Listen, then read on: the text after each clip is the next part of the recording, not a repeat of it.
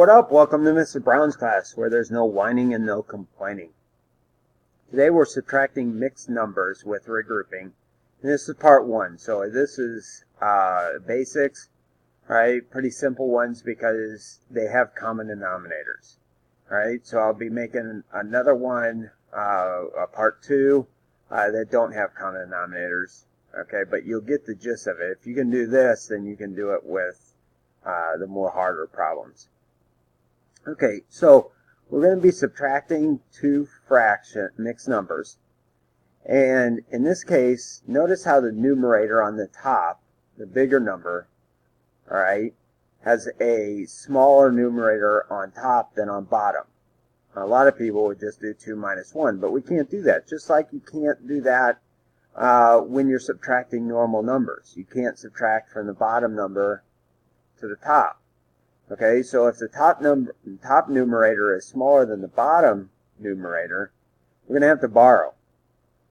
Okay, so we're going to borrow one whole here. Now, normally, like when we're subtracting, right, we borrow a 10.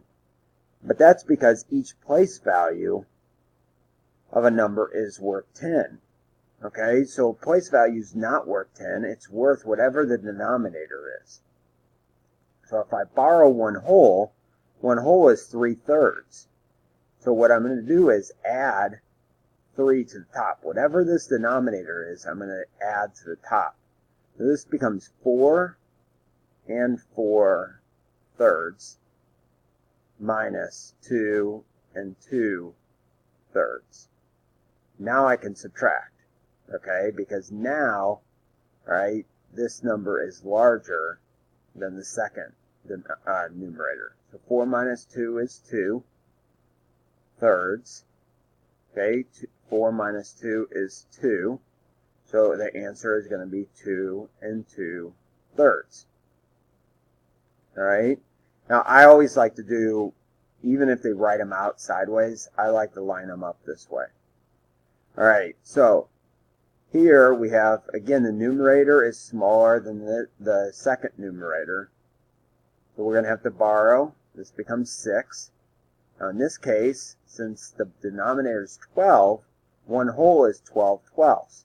So this becomes 17. We add the 12 to the numerator. So we have 6 and 17/12 minus 5 and 7/12. Right? 17 minus 7 is 10. 6 minus 5 is 1. And we can reduce these because both of them are even. What can we divide them both by? 2, right? So 1 and 5, 6. Bada bing, bada boom. Why don't you try this one on your own? Go ahead and pause it. Okay, again, the 1 is smaller than the 3. So we're going to borrow. All right, since this is 4, we're going to add that to the top.